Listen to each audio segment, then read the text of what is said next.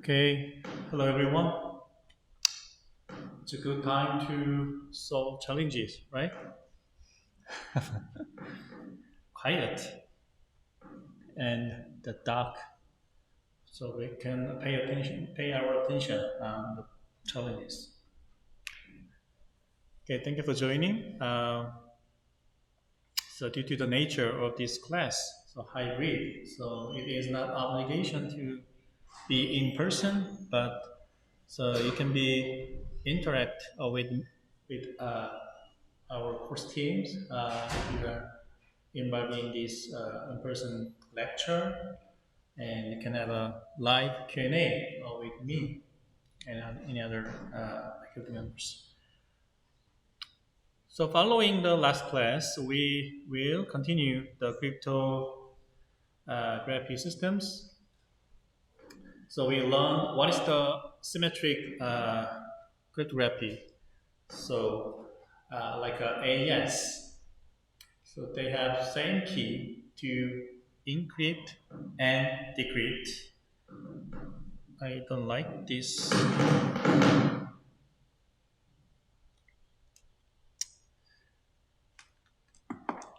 Okay, so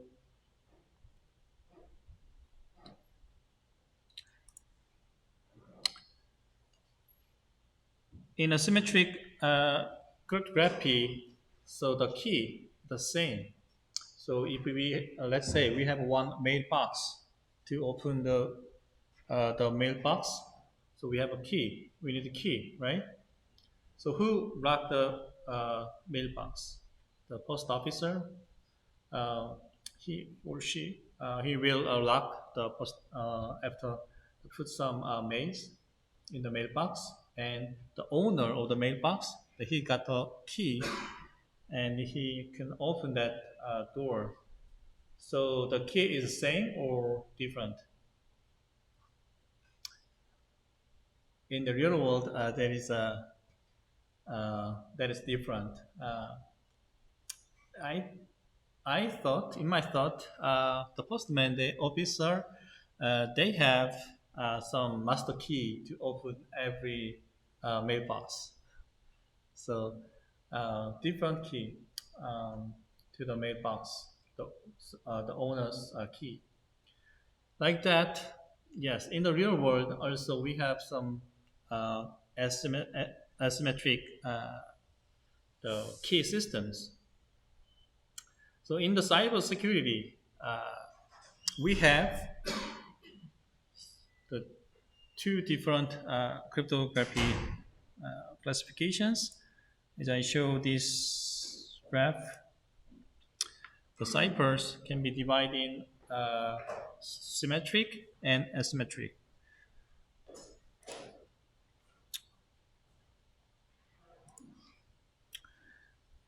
We covered so block cipher, the DES, and AES.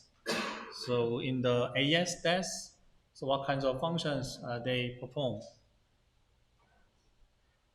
The substitutions and transpositions, and also can mix.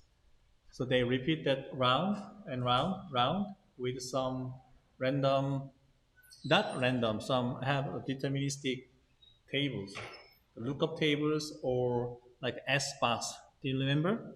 So S box has a the deterministic lookup values. So based on that, the place of order of the data should be can be replaced. So the basic fundamental idea. So let's make more complex, more intensive. So that makes the strengths of the security. So maybe the hacker or attacker they should spend a lot of time to solve that complex mixed informations that maybe decrypt, but they can have also some randomness. How can do that? Input the previous the ciphertext as a like a input to the next input in the block mode. So we call that CBC mode, right? So they chaining the blocks and make the randomness based on that. They can be uh, overcome the limitation of deterministic the output values. So they can make random values. So they can secure, they can protect information. You remember the penguin images, the Linux penguin? So in the EBC mode, so electric codebook ECB mode, so we can get some pattern of the decoding.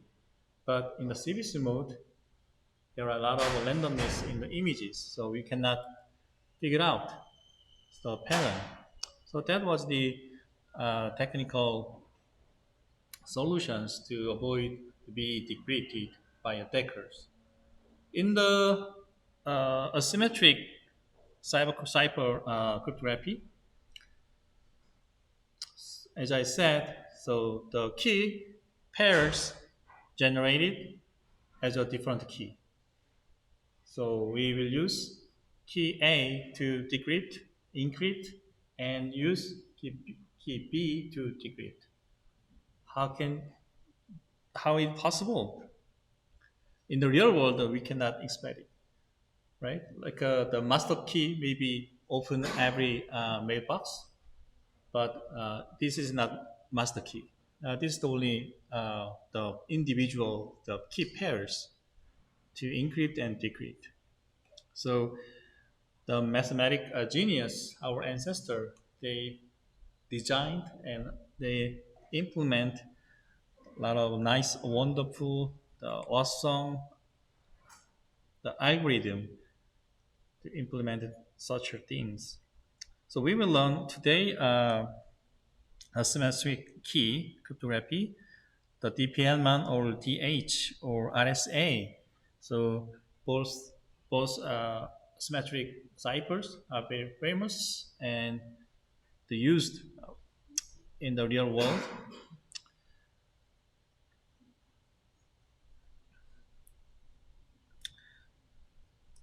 Back to the symmetric.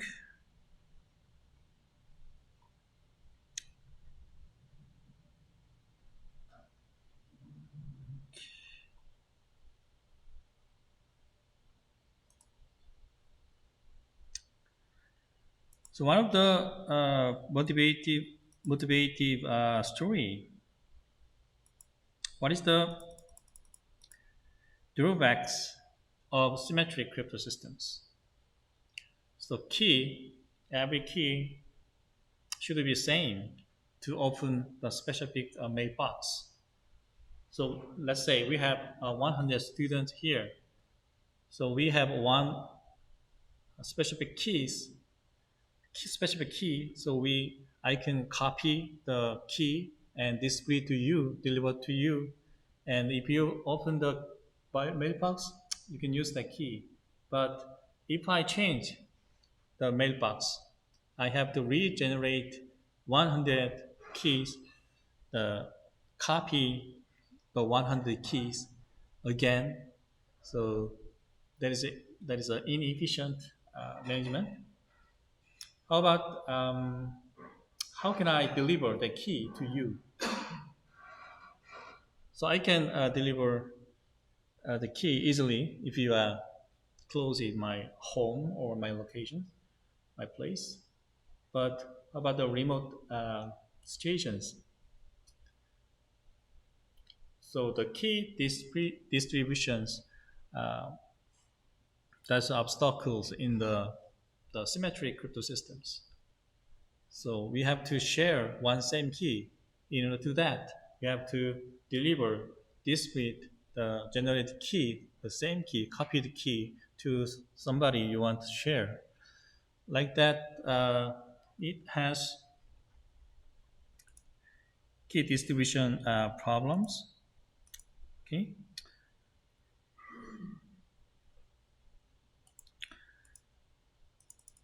So as a alternative method approach, yeah, the symmetric computer systems developed. So what is the goal? How to encrypt information without requiring a secure the some message or the secret the key. So key distribution problems, that's the open exposed problems in the network or our public environment. So we need to distribute the key in a secure way. How can we do that? So the asymmetric crypto systems, they generate two keys, the public and secret key. So basically, they open their public key to the public, to anyone, and they can encrypt with that public key to send some secret or message to the owner of the public key. So public key owner, he can decrypt with the secret key for the received messages. So that is the basic mechanism. So we call this PK, public key cryptography, or in terms of ecosystem, we call that PKI, public key infrastructure. So this figure gives us some concepts. So as you can see, how PKI works using some the locking systems here. So there's a three state here: the locked and unlocked. We see locked. So there's a two keys. So depends on the movement of the key, the, the operations. So decide like the move left, it'll be locked. Move to the right. So in the locked, it will be unlocked, and unlocked the weak state will be changed to the locked, or using one more the, the, the, the locking movement. Like that, the counter, this is the, here, this side is the clockwise to lock, and this side is also counterclockwise to unlock. So here the key is not the same. Okay.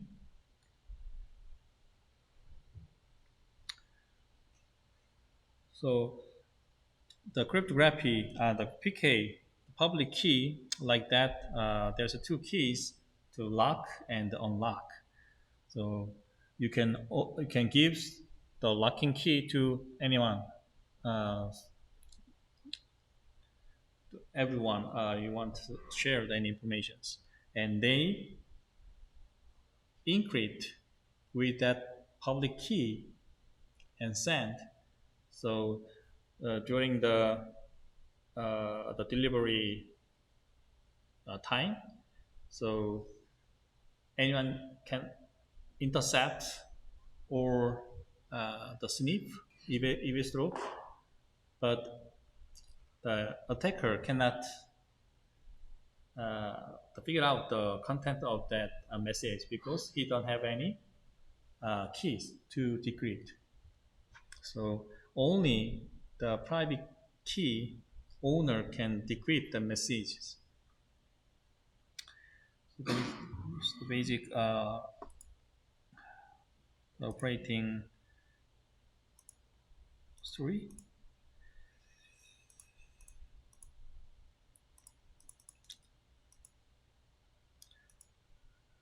Well, so what kinds of properties in the public key? So public key can provide the encryptions. So that means it guarantee the confidentiality. So any information can be leaked. Any privacy cannot be exposed because informations are encrypted cryptographically. And the other one, land liquidations. What is that, land liquidation? if you send some message to someone and you denied, I did not send anything. But here, the digital signature, that is the way to the proof. So this is mine, or I did this. So in the digital signature, so the the owner of the keys, he um, signed with the private key with some um, the messages. So if you receive that signed messages, you can verify with the public key of the sender. So that is the first the signing and then the verifying by the receiver, the with public key.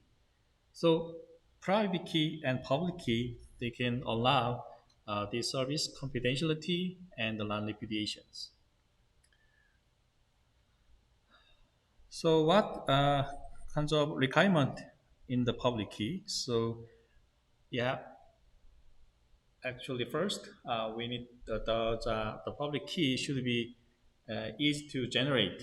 P and S. The P means the public key, and S is a secret key or the private key. So how to generate S given P? So only one way calculation should be uh, possible. So if we got the P, the public key, we cannot predict or guess the secret key. So that is the first requirement. Second one, each party to key as private. So the private key, secret key S is very critical. So in SSH applications, so we can generate the key pairs very easily, right? Like RSA or ECC or any cryptography algorithm, we can use them and generate the key pairs. So in our phone colleges, the server we put so public key in the server, and then the private key stored in locally, so we can connect the SSH, the channels, the these PK public key or and the secure key mechanisms. But sometimes this secret key can be exposed or stolen by the attacker or hacker. Some or some the malware they uh, take the private key of the hard disk and send that to the attacker. Like that, so the private key, secret key S should be kept securely. So both parties knows public key of A and public key of B. So using them, we could encrypt some message, or we can verify of their identity or their signature. So that is uh, the properties of public keys. Yes. So here we assume some adversary, malicious actor, the Eve. Here the Eve is eavesdropper.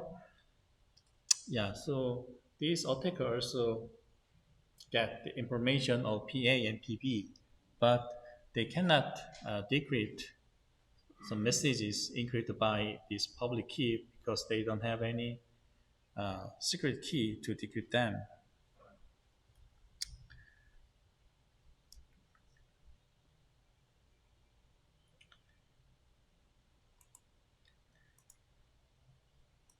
So when Alice wants to send some message, M to Bob, she used Bob's public key. Here's the PB, right? So you can encrypt with B of public key, B's public key, and that produced the ciphertext C. And Bob's received this C and tried to decrypt with the secret key of B, himself, and eventually get the message M. Okay. In this point, at this point, what does Bob know for certain information here?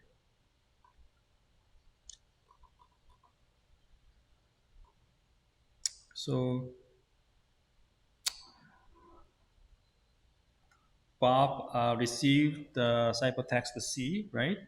And he used his private key SB to decrypt it and recover the original message successfully. So he knows the messages, the original, the plain text. And this message is from where?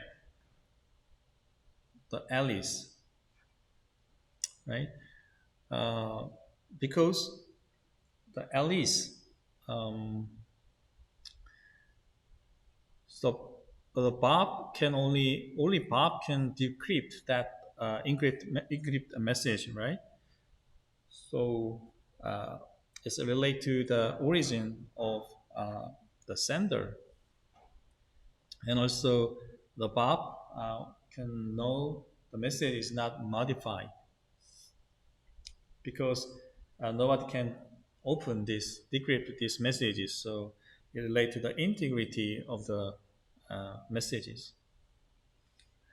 Like that, Babs knows these kinds of informations.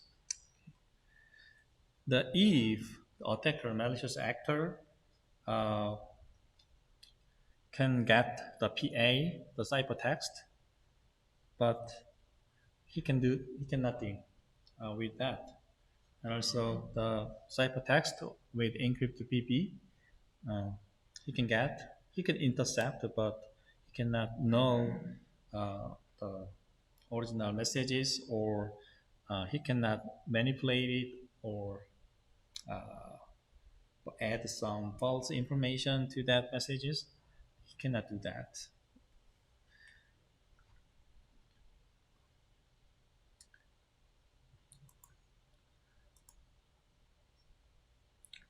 Land liquidation.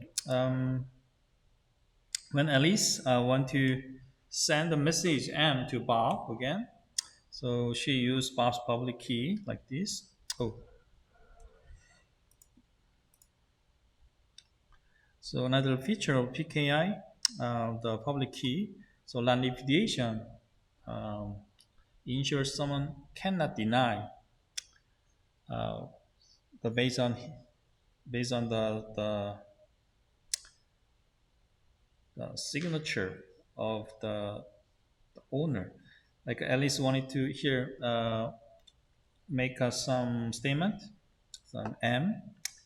So everyone knows this is from Alice. So Alice signed the statement, message M, with his her secret key A, and that's gonna be C. So we call this is a signature. And Bob received that ciphertext and verify with uh, the public key of Alice. So he can get the original message. So Bob knows the message M came from Alice because it was successfully decrypted with the Alice public key, right? This means they must have been encrypted, the signed with Alice private key. So what does Bob know for certain at this point? Bob knows message M that is came from the Alice because it was successfully decrypted again with her public key. And the what if Eve intercept the signed message C, the ciphertext? So what does Eve know at this point?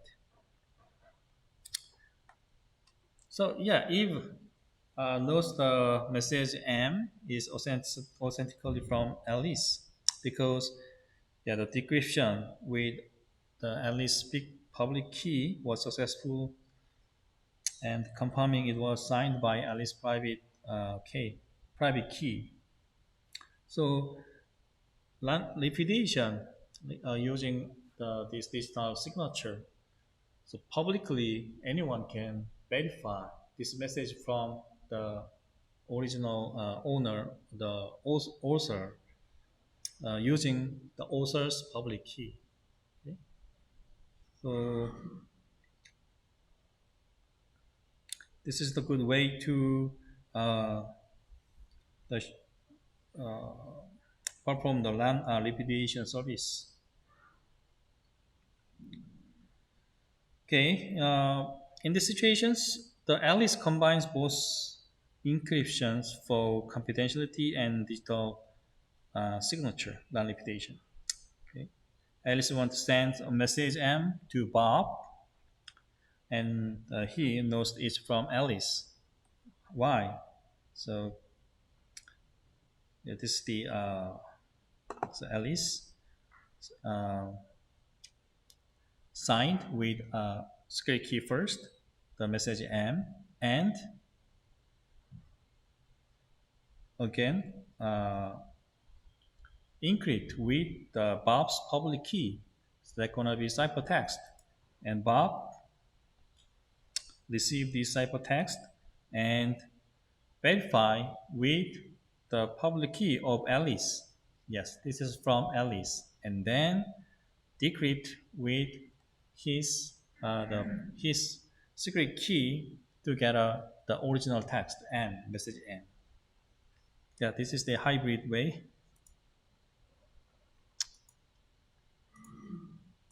So what does Bob knows for certain at this point? So Bob actually get a message M that is from Alice correctly, and so message is not manipulated, not tampered. Also, he can be uh,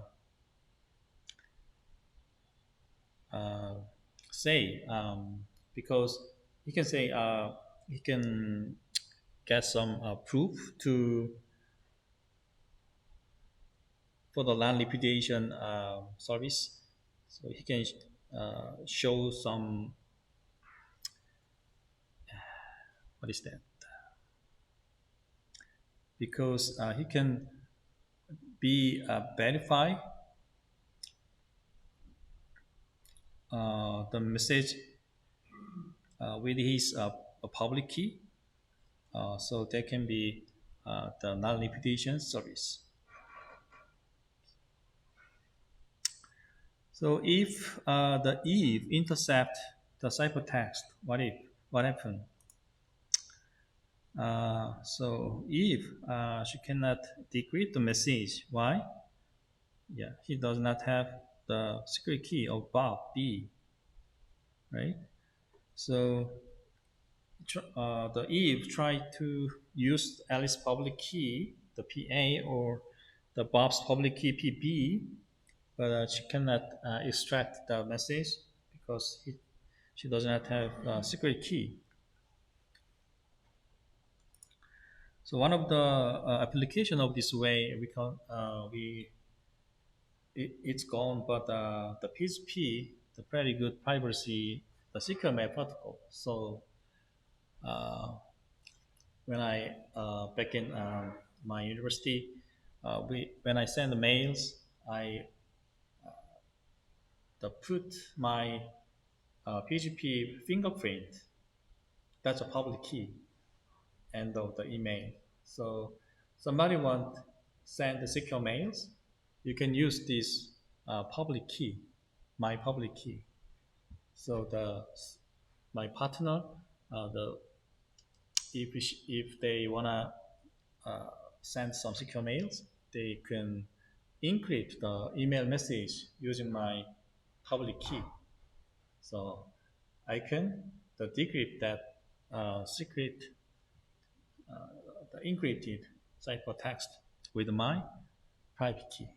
So PGP, that was the product sometimes. So, but recently we don't use the PGP anymore.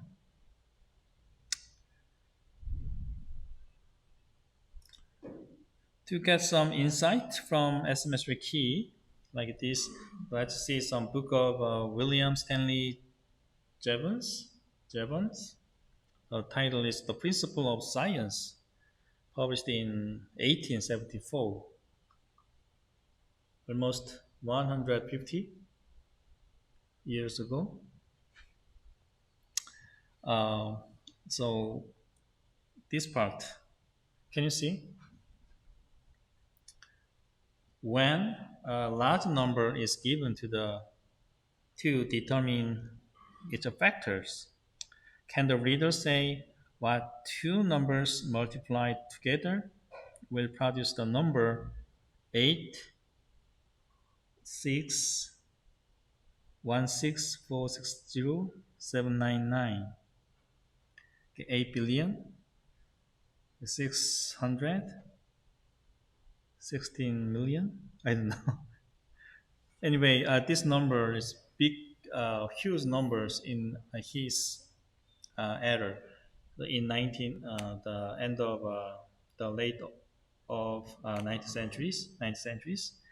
So, he emphasized that these big, the prime numbers cannot be factorized at that time because in 1874 there is no computer or calculator, right?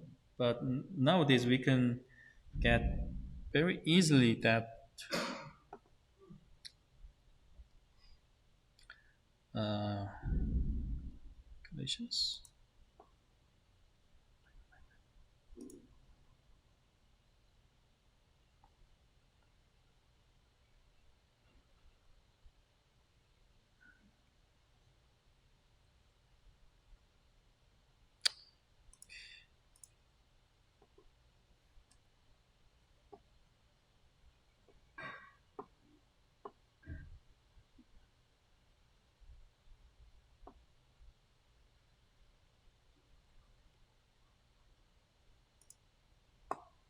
So here website. Okay, let's just put the number 8, 9, 8, 6, 1, 6, 4, 6, 2, 7, 9, 9. So this is the factoring calculator. So just right away write the answers. Is two numbers 89681 times 96079. So very easy now. But the in this age, in these days, this is not possible to get in this speed. So he like to emphasize the mathematical intensity, mathematical difficulties to get to solve some key. So based on this, the historical story. So the public key is developed 1976. The Wilfred Diffie and Martin Hellman. So we call that Diffie-Hellman key exchange algorithm. Sometimes we say just the TH key exchange. And another algorithm, 1977, Ron Lewis, Eddie Sharmir, and Leonard Luhmann. So the initial of their name, just the RSA algorithms, designed and So started to use that. But in classified domains like government or military sector, yeah, the 6 years people all year. 1970, James Ellis, British cryptographer at GCHQ. What does it mean, GCHQ?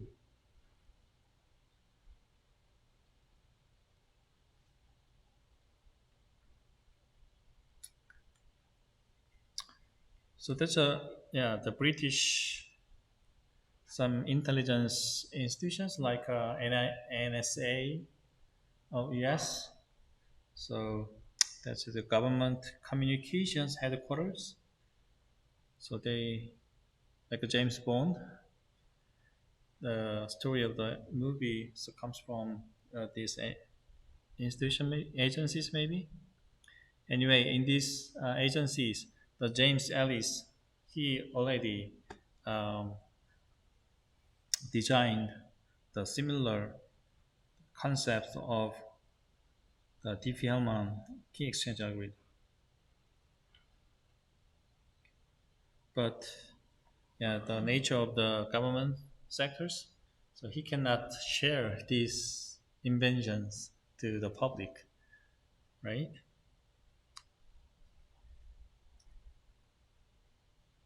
And another one, 1973, Clifford Cox.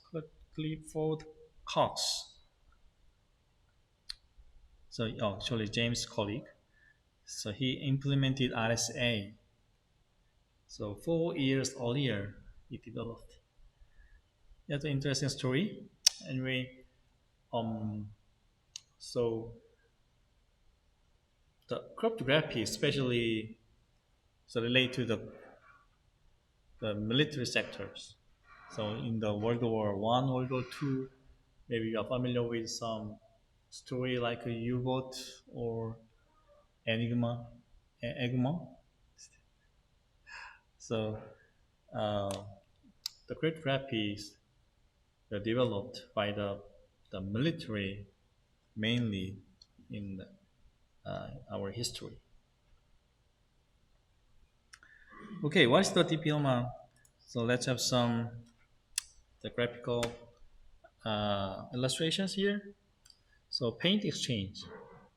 So I have let's assume so yellow paint, that's a public paint. Anyone can use that. Anyone can get that.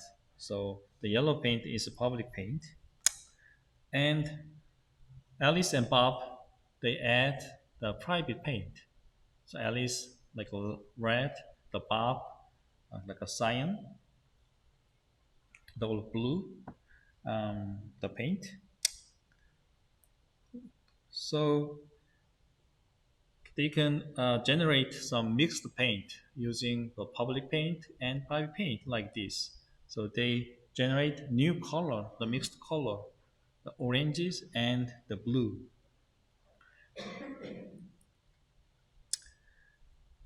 At this point, they exchange that generate color, the mixed color each other. So after these steps, yes, they can get uh, the same one in each other place. So at this point, the Mallory, so this is the malicious actor maybe. Mallory can get the mixed colors, like public colors. Okay. The finally, uh, based on the received mixed color, they combined the red, orange, blue. Blue is received from Bob, and make the brown color. In the same way, Bob also generate the combined color based on the received the color. So this is the basic idea of the DP-Hellman key exchange. So as a result, they can get the same paint. They can get the same key, like a symmetric key. So DP-Hellman is not encryption algorithm. So DP-Hellman is just a key exchange algorithm. So as a result, so you can get the same key between two parties. So to understand some algorithm, we have to familiar some properties of the cryptography here. The method, not much mathematics, but so it is very intuitive. The properties, the commutative operations and non-commutative operations. So integer additions, multiplications, paint mixings, they can be replaced. The order is not matter. But non-commutative operations, integer subtractions, so the change of place then makes different result, right? And integer division and matrix multiplications. So in this context, we added some modular arithmetic. So here the modulo 12. So the set of result will be from 0 to 11, right? We can input any values as a n, so we can get one of these value from 0 to 11. That's the nature of these modular operators. How about these exponentiations of modular operations? So here, let's say the n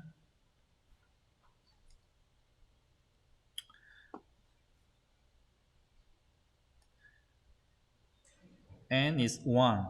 That is the 7, right? So modulo 13 makes what? The 6, right? 7 is 7. Yeah, right? And how about 7, 2, modulo 13? 7, 7, 39, modulo 13 makes the 10. In this way, so modulo 1, and 1, and 2, and 3, and 4, so they generate the different value based on the input. So it seems like some randomness, right? So modulo operator, uh, they one of the benefit is this randomness. Based on the input, they produce the different value.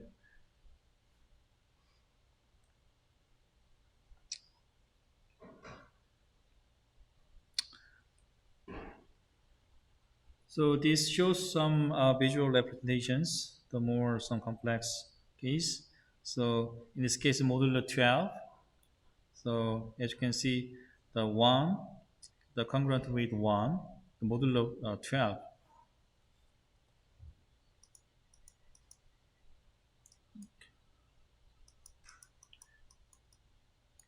Modulo 12, and 5 can be 12, and minus 2 can be 10, right? And this is the in case of modulo 12, and this is the modulo 13. 7 can be a 7, and here the fifth 5, that means 7, 7, 7, 7, 7, modulo 13. So this makes the 49, and this is 49 and 7, the product of these three digits. So this is the 10, the modulo 13, 10, right? And this is the 10 and 7. So it's gonna be 100, right? 100 can be 15 and 2 and 7. Okay, in this way, so 15 can be what? Um, 16, 26, 39. The 15 can be 11, modulo 13, right? And 2, 7. So 22, 7. And modulo 13 again. So it will be 9 and 7. So 63 modulo 13. Sorry. So it will be 11 because 13 times 4 can be 52, right? So minus 52 makes the 11. So other things can calculate like this. So, but I think this is some mistake. I think it will be 9. Okay. So here negative 4 times 2 make the negative 8. So in terms of 1, 2, 3, 4, 5, 6, 7, 8, right? So negative 8 mapped to 9 like this. So we call this is the discrete logarithm of problems, DLP. So DP-Hellman method,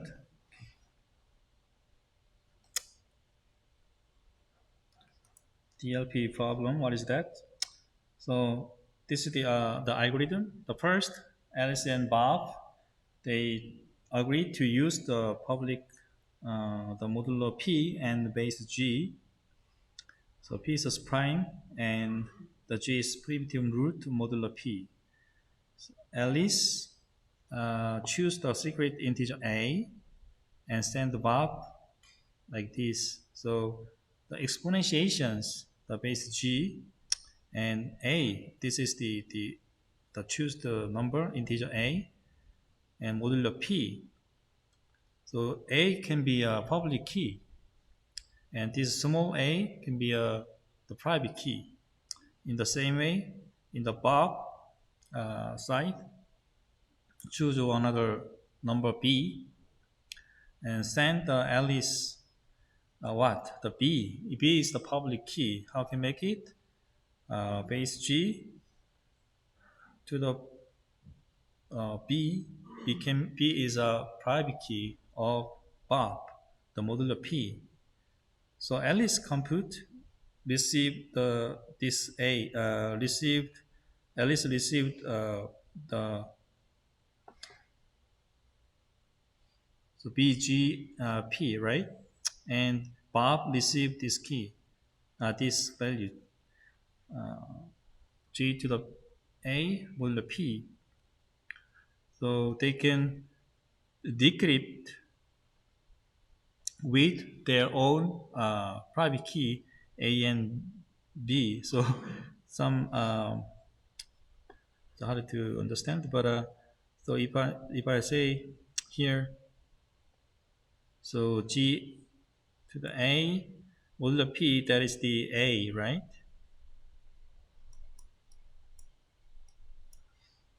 And this G to the B power modulo P, that is the B.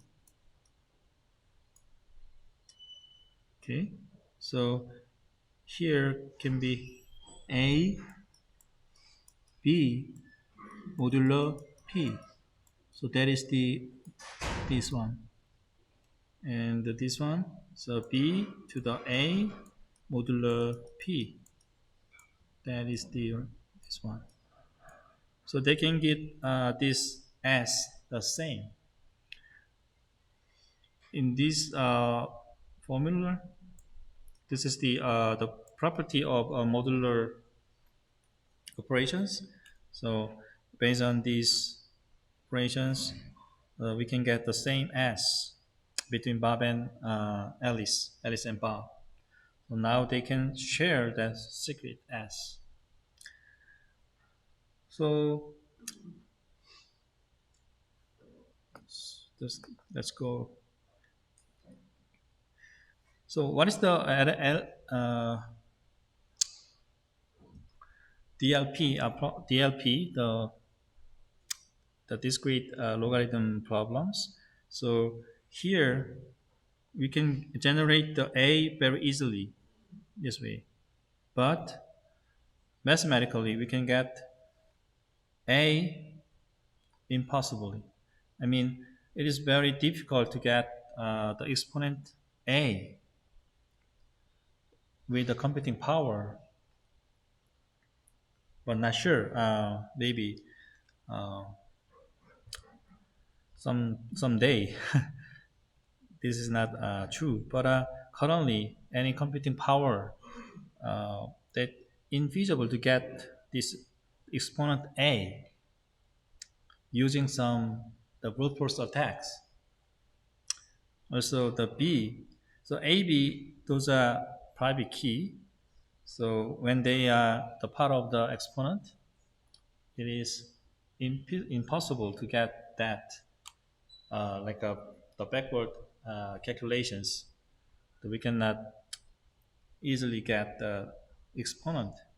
So that is the DLP. Okay. So D.B. Hellman, they put the fundamental theory on this mathematical complexity or the intensive.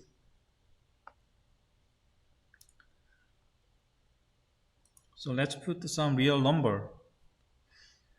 So Alice and Bob shared the yellow paint, but here the 23, that's a prime number, and the 5, that is a primitive root modular. Okay. So Alice, Bob, and Mallory, they can get this information because there's an open. They make the private paint. Here, Alice choose the 7, and Bob choose the 10. Actually, they uh, will be generate randomly. So in challenge 6, that is the Depielman key exchange challenges. So you need to make the B here, A and B should be generated with random functions. And then what happened? So make the new uh, paint. So here the modular operator, the 5.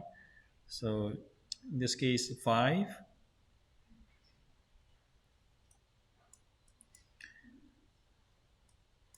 to the 7 modular 23. So that makes 17. About Bob? Bob the same way 5 to the 10 modular 23. Then makes 9. Okay. Oh yeah, so you can see these numbers. And exchange that value. So Alice sent 17, Bob sent 9. After that, they got the mixed, the combined paint. Based on these three value to generate a new color.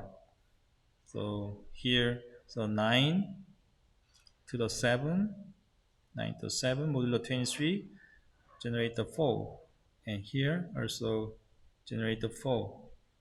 So as a result, Alice and Bob have reached the same number. So we call that secret key.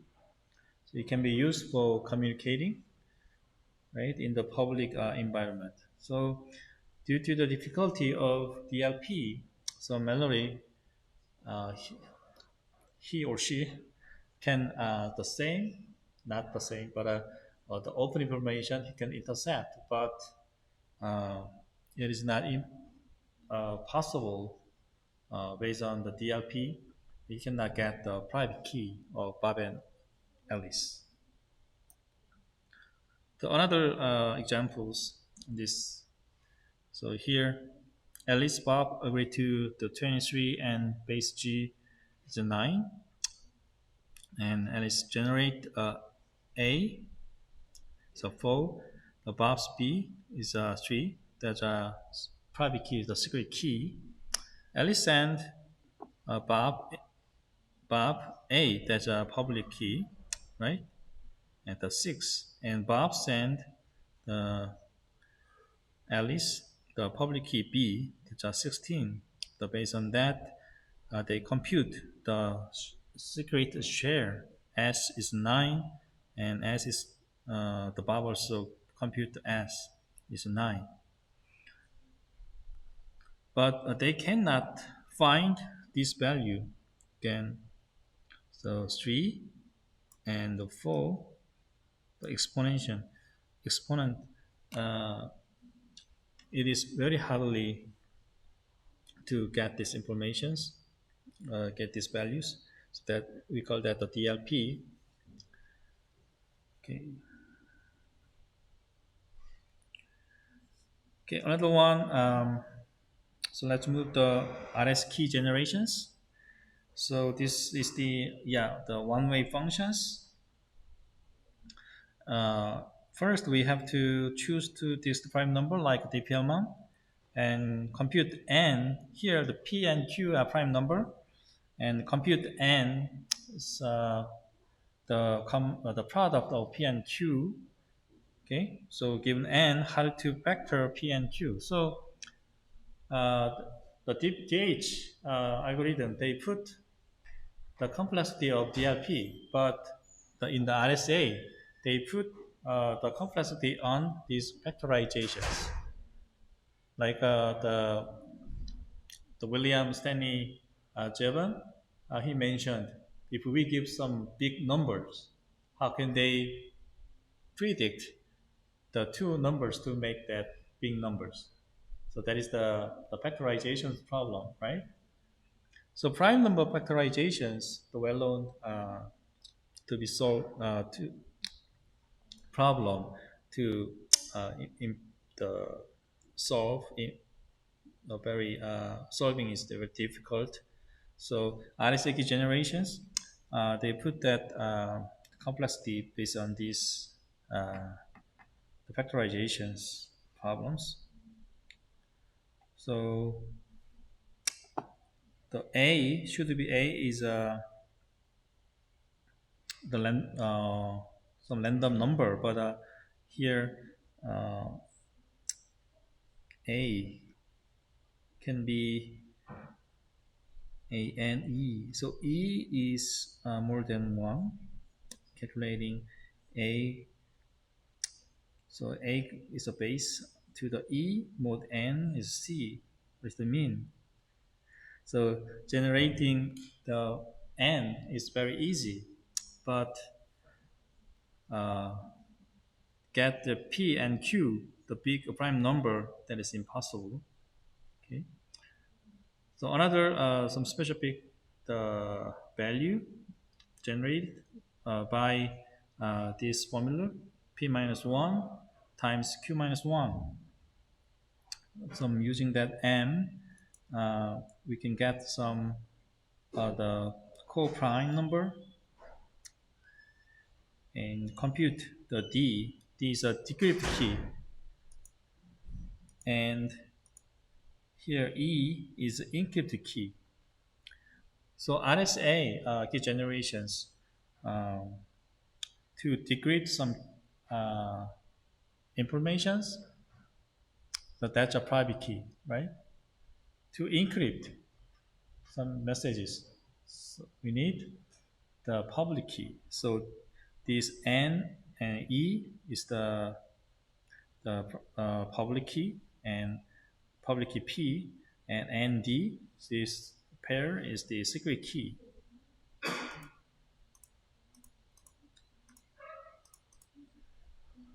So RSA encryption is like sending a some the ciphertext only to the someone has the key, right? So here Alice sends some message to M to Bob. So Bob has the private key. The must have private the public key. The Alice has, but Alice must have the public key of Bob, right? They're gonna be N and E, and turn M into the integer number M. M is P minus 1 times Q minus 1. And Alice calculate this uh, formula to make the ciphertext C. And Bob received this ciphertext and using his private key D make the original messages M, right?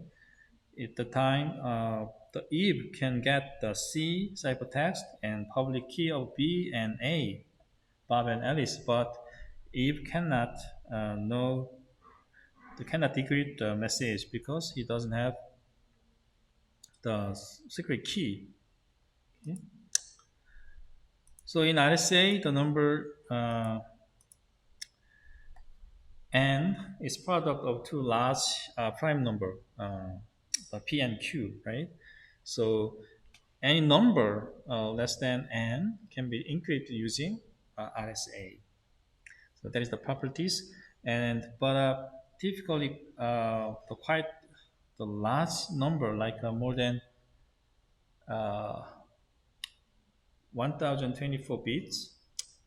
In this case, so we can encrypt a lot of data at once, but that is very computationally expensive. So the symmetric asymmetric cryptography, uh, they are expensive to encrypt some long messages, long data. Why? That they have to generate the keys, uh, includes the key exchange procedures. So compared to the symmetric encryption algorithm, like AES, so it is generally less efficient to encrypt large amount of data with RSA, the asymmetric cryptography. Okay, so because of these properties, RSA is typically not used to encrypt the actual message. So, some funny, right? So instead of that, the RSA used to securely exchange a symmetric encryption key. So that is the actual the data encryptions. So the advantage of some key exchange from DH, DPLMA, and uh,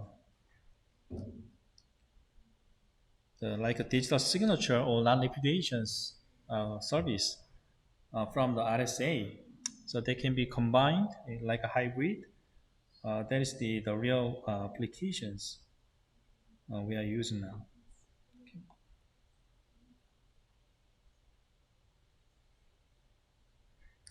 So in the AES case, the AES is the symmetric key, right? So most everyone, the participants, they have the same key. How to deliver, how to distribute the key to all participants? So we can use the diploma, and we can use the RSA ciphers to encrypt the keys to the participants, and participants they just decrypt with uh, the public key of the sender. So this is the usual use case in the real world. Okay, let's see some challenges.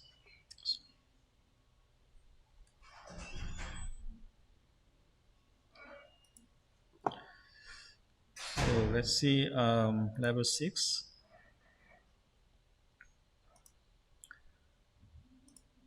So perform a DPLman key exchange to establish a shared secret.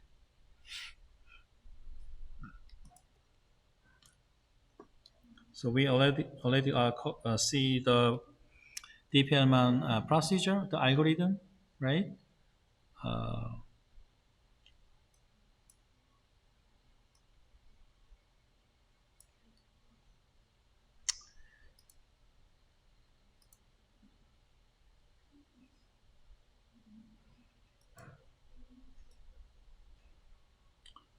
mm,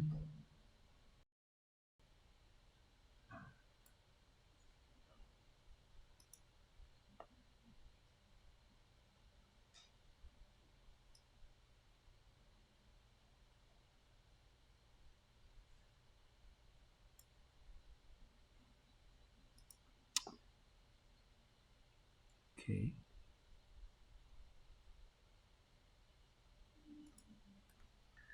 See the challenge run.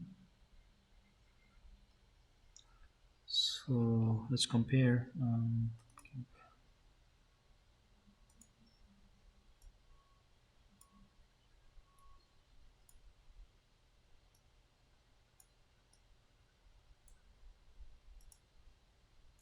So there are very nice materials in our uh, dojo.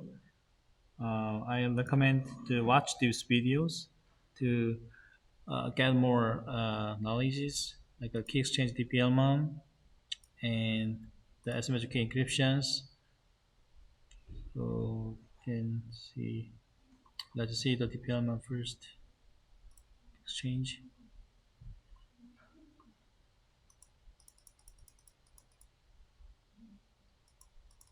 Yeah, same. So this is the algorithm P, G, and A, B, S. So those are all parameters and use this algorithm. So in this challenge, you can see P, G, and A. That means this is the prime number, and G is modulo, right? And A is what? Public key of A, right? How about B? B is public key of B. How can you get that? So based on this procedure algorithm, A can get this formula and B. So in this challenge, you need to get the B. So yeah, B is G to the small b modulo P. To solve these challenges, you need to familiar some Python uh, functions. Maybe you see.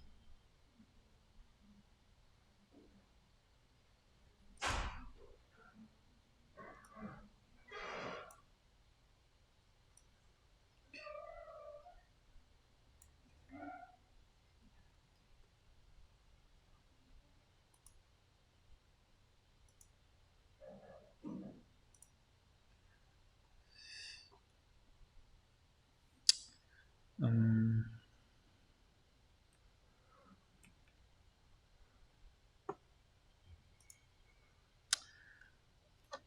so one of the function you need to use. So we already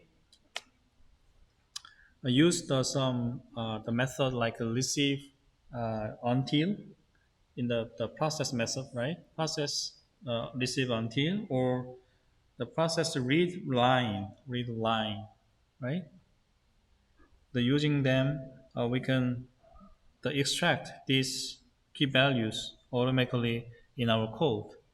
And if we need to convert to integer, why we need to convert this hex to integer?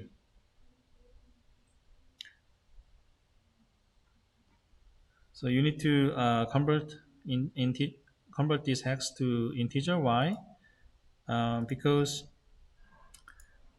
so this is the all mathematic formula, right? In the mathematics, they need to be handled as an integer numbers. Okay, so you need to convert to be calculated with this formula. So you need to com- convert that hexabyte to the integer byte, and um,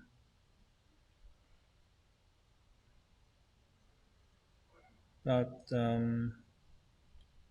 I the random number. So b, in order to calculate, you need to, yeah, the b can be calculated from this formula g to the b. So we know the g and p, right? We don't know the b. So how can we get a b? You need to use the generation function, random number generation functions. In the Python, um, let's use the, okay.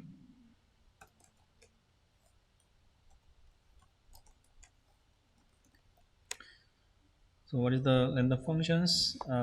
We need to import random and random number generate. The function is a random, and method we give some range, then the end 1 to 10. So it makes some print out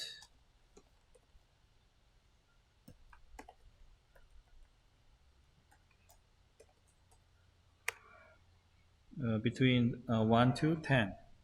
So just directly 1 to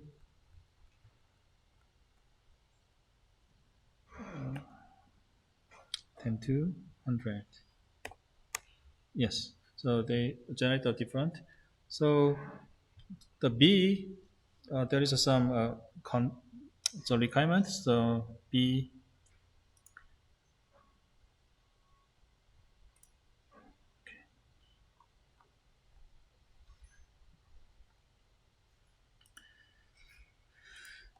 this is the example of random number. And how can we calculate the modular operator in Python? So we need to use power operator. So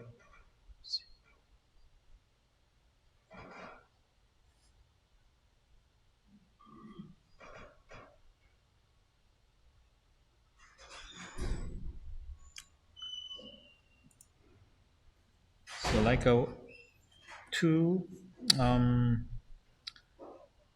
to the 3 modular 5. So how can we express this formula?